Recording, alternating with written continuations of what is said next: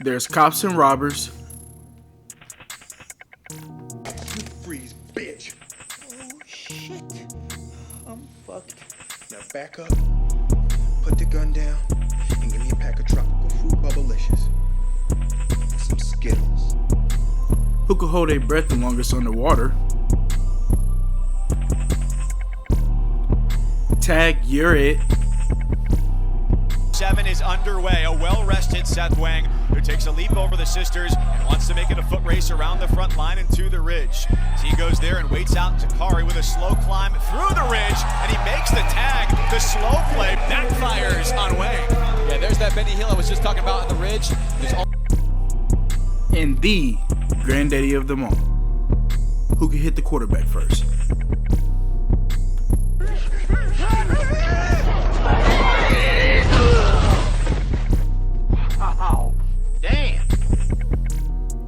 What's up, everybody? It's yours truly, Man Myth Legend, Honcho Day, back in the building at When and Where. If this is your first time to the channel, please go ahead and like and subscribe at the bottom of the page here. And while you're at it, go ahead and hit the notification bell so you can be notified for any future projects that I have going on. And also, for any comments, go ahead and drop those at the bottom for me. Also, I'm not here to discriminate what you got to say, so you can say what you got to say at the end of the day. So today, we're going to take a look of some of the pass rushers in the 2022 NFL class here. Now, this is one of the more deeper classes that we can remember in recent memory as far as this position. This position ranges all the way out to potentially day 2 around round 3 for potential starters. So we're looking for athleticism, pad level, violence, etc., you know, when we're looking at this position. So we're going to take a deeper dive of some of the top talents other than Kayvon Thibodeau and Aiden Hutchinson, since as we know it, they're going to go either 1 and 2 or if not 1 and 2 top 5 picks. So I wanted to take a deeper dive of some of the other individuals that are a part of this class that can make up for it. So in this first clip here, we have our defensive end from the University of Michigan named David Ojabo. As you're taught as a young gentleman playing the sport, playing defensive end, you're taught to keep your outside arm free. That helps you as far as having a running back cut back inside, because if your outside arm is being reached, then it's easy for him to get outside of you. But if you're able to keep outside containment, then he has to go back inside, and what you're able to see on this clip here that Ojabo does a very good job at. So this time, lined up against the left tackle, David Ojabo was able to use speed to get around the defender here. Now, with this could sometimes get you in trouble because ultimately, if the lineman gets his hands on you, then it could be a wrap. But with Ojabo able to use his speed, but most importantly, as you see at one point in the clip, he somewhat dips his shoulder, in which, yes, that's what he does to create leverage to get around the corner. Low man wins in this sport, and low man wins at this position. If you're standing up straight up high, you will be blown back and be pancaked, and Ojabo understands that, in which the left tackle's hand placement was on his back by the time he knows it, and Ojabo is getting ready to let loose on the quarterback here. This next clip here is another run game clip when he's able to set the edge. Now, Ojabo has some worrisome in his run game ability, but this is not a part of it. He's able to engage the block here, fight on the left tackle here, and keep his outside containment, as you can see with his right foot and his right hand keeping outside containment. Because I mean, man, if he's reached here, I mean, this running back is able to run forever. But since that's not the case, once again, the running back has to turn right back inside, and he has to go back to David Ojabo's friends. So I wanted to show this pass rushing rep from Ojabo because it's not one of the cleanest reps that he's gonna have in his film session, but it's going to show off his competitiveness and his motor. Left tackle was able to shoot his hands first on Ojabo, but what does he do here? He keeps on working with it along with his pad level, being violent with his hands, and eventually he's able to get around the left tackle to get a clear shot on the quarterback. But sadly, he's was losing his footing here with his angling. His angle was kind of rounded here. If he was able to come more downhill and sharper, I think he will be able to keep his footing and be able to finish off this play. But he got the second best thing to this play, which is the quarterback to reset his feet and go somewhere else with the ball in his hand, and which usually works out for the defense. far as a glaring weakness and what Ajabo could work on, he could work on as far as adding more of a plethora of moves in his pass rush, in which sometimes he can get predictable of what he's coming with against left tackles and right tackles. And then also, he's not the most physical guy when it's pullers coming around the corner from left tackles to right tackles, from guards to tight ends potentially. He has to be better with that as far as keeping his eyes open for potential running backs or somebody that's coming through to take his head off. So but I know with experience this will help out a lot since he's a physical freak himself. The comparison I was able to come up with for David Ajabo was his old high school teammate being Jason Owe. They have the similar background as far as being boom products and coming out of left field and to potentially become NFL stars here. The next prospect that we have here is Arnold Ebiketti from the University of Pitt State. Ebiketti was originally a transfer from the Temple Owls, being there the first, I believe, 3 years of his career, and was able to transfer over for his last year of eligibility against some better competition. But as you see against this better competition, his left tackle, he's able to murder the guy's hands as far as getting his hands inside with great pad level and most importantly using his bend to get around the corner to annihilate this quarterback's back, in which so as you see on this clip here, this is a great job of speed to power. Arnold Ebiketti realizes that when he shoots his hands up, it's not the best shot ever against the left tackle, in which he understands that if he doesn't keep on moving, he will be reached. So what does he do? He keeps on becoming a violent guy that he is, in which he sharpens up his angle towards the quarterback to give himself a better shot instead of rounding it off and running past the quarterback, let's say, and keep the play alive and V-line towards his back. Once again, working against the left tackle here, was able to shoot his hands first this time, which is always a great note. You always want to make first contact against the offensive lineman instead of him doing it first. So he shoots his hands and the lineman doesn't let him just allow leverage, so he keeps on fighting him back. So now you see Arnold Ebiketti is using his athletic ability to use his bend to get around the corner, because if you're standing straight up high against these guys will wash you into your bench.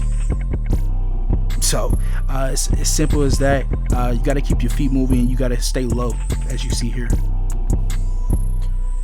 So this time you see Arnold attacking the left tackle's outside shoulder here to get around the edge once again. He loses his footing, but that doesn't stop him with his motor to finish the play, which I like to see here, instead of just laying on the ground being lazy. But let's look at the hands. The handwork, he was able to shoot the hands off and not keep them there as long, and was able to try to use his rip here to come around the corner to give himself a better angle. Just losing his balance, like I said, to not finish the play fully, but to interrupt the quarterback from making a proper throw. Things that Ebiketti can improve on is his run game ability, from shedding blocks and getting his pad level down, because sometimes he has a tendency of being too high in the run game. As long as he takes the same motor and tenacity that he does in his pass rush and his run game ability. The comparison I was able to come up with was the late bloomer Shaq Barrett, who wasn't a prolific pass rusher coming into the game, but as time went by, he has become a Super Bowl champion and relevant. The next guy that you're seeing here with great handwork and a great speed rush here is George Karlaftis from the University of Purdue. Now this cat has been known for the last couple of years with some juice in his hands and a great motor. This time he's working against the right tackle, getting him off platform with the jab step outside, and then using the speed to power pass rush move to set him off platform to put him on his behind here. As far as some of the D-linemen that I've seen so far, he has some of the best hands as far as working on the line of scrimmage, of shedding blocks and getting them off of you ASAP, as you see here on this clip also. With a great first step and pad level, he's able to use this bull rush to get the offensive lineman back into the quarterback's lap to stand him straight up to make things harder for the quarterback to see across the field. And then on this next clip here, George is showing a great job as far as attacking the outside shoulder. Young prospects have a tendency of rounding off that shoulder to get around them, in which you just need a V-line, just attack it downhill to get to the quarterback, ultimately, like George. Hopefully George can stay healthy as far as from injuries and COVID, because really that's his only weakness in his game is his availability on the field. But when he's able to stay on the field, man, this kid is able to beat J.J. Watt or Ryan Kerrigan that used to play for the Commanders back in the day. So the next prospect that we're going to talk about is Jermaine Johnson. For some of you guys, you might know him from the series of Last Chance U. Let's go ahead and get it out of the way first. This guy is not a movie star. He's definitely a football star. He started off at the University of Georgia after he left Independence Community College, but it just didn't pan out there. He ended up transferring to Florida State, in which he was able to blossom to the guy that he is now, in which you're able to see in this first clip, he's able to abuse the right tackle, even though the right tackle was able to get hands on him first, get his pad level up under the right tackle's arms, shoots his hands up, turn around the guy, gets to the quarterback, becomes a moneymaker as usual. As far as Jermaine's strengths, one of his strengths being here is his motor, and another strength that most of the guys don't have right now, being young in their stage, is a plethora of moves. When one move doesn't work, he's able to hit you with another. But as far as with this move here, against the right tackle once again, he hits the right tackle with a jab step with his right foot to set the right tackle off platform, and was able to shoot the hands off when the tackle was trying to reach out to him, and was able to use his bend to hit the corner once again to get to the quarterback to meet him in the backfield. I wanted to put this clip in here because this is one of my favorite ones out of the bunch, in which you can't teach effort for guys, in which some guys either have high motors and some just don't. They just go with the flow, in which it would have been easy for Jermaine Johnson to go with the flow and just count this as an L, but he keeps on working, end up losing his footing at one point, but before he knows it, he's a magnet towards the football and making a play from his stomach pretty much. Alright, so this time on the clip, against the right tackle, Jermaine is working with a jab step once again with his right foot to get the right tackle off platform, but he doesn't bite as much this time as the first time. So Jermaine goes to his club next when he pretty much engaged contact with the offensive lineman. Looks like he's going to bench press him at first, and then he uses his right arm to get up under him, which is called once again a rip, to get past him and up under him. And if he's able to do that, he's able to turn around this corner, which he's able to do, but just not at the best angle, to not, let's say, get the quarterback on the ground, but get him to reset his feet and make another decision instead. The player comparison I was able to come up with for Jermaine Johnson was Chandler Jones. Just like Chandler, wasn't known for a high ceiling, but definitely had a high floor for sure to last long in the league. The next prospect that we have here is Marvin Liao from the University of Texas A&M. In this clip here, the left tackle is trying to reach Liao on the edge here, in which he is being taught to keep his outside leverage. So what he does is he gets his hands on the left tackle to beat him to the spot, and uses an action of push-pull to create separation, to shed the block and make the tackle here on the line of scrimmage. In this clip here, he's able to defeat the right tackle in the run game, keeping his run gap available as far as for him to go through and make the tackle and make the play here. Not one of the most cleanest tackles, but for him to able to shed the block on a one-on-one, that's always a good sign that you want to see from your young Dlineman in the pros, to show that they have to force a double team somewhere on the line of scrimmage. And then on this clip, you see Marvin was able to show his athletic ability to set up the spin here to get the right tackle off platform and finish the quarterback here to make a play, the play that everybody likes to see as far as getting paid. As far as for weaknesses, Marvin Liao's weakness, other than motor issue, is shedding blocks quicker and faster. The comparison I was able to come up with Chris Jones was just a shorter version of him.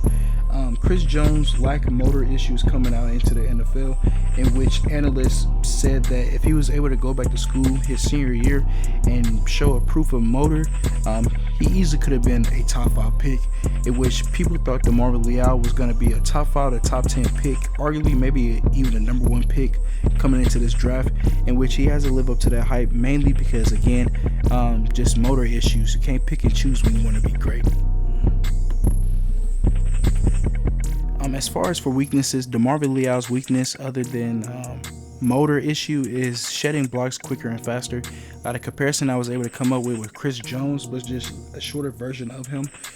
Chris Jones lacked motor issues coming out into the NFL, in which analysts said that if he was able to go back to school his senior year and show a proof of motor, He easily could have been a top 5 pick, in which people thought that Marvin Liao was going to be a top 5 or top 10 pick, arguably maybe even a number 1 pick coming into this draft, in which he hasn't lived up to that hype, mainly because, again, just motor issues. You can't pick and choose when you want to be great. So that brings us to the end of our video today on our 2022 D-lineman pass rushers. Please feel free to drop a comment as far as who you think is the best one out of the bunch and who you think fits where the most. Please hit the like and subscribe button at the bottom of the page. Also hit the notification bell if you haven't just yet to be notified for any future projects that I have going on myself. Once again, I'm yours truly, man, myth, legend, Concho Day here at When and Where, and I'm out until next time, guys.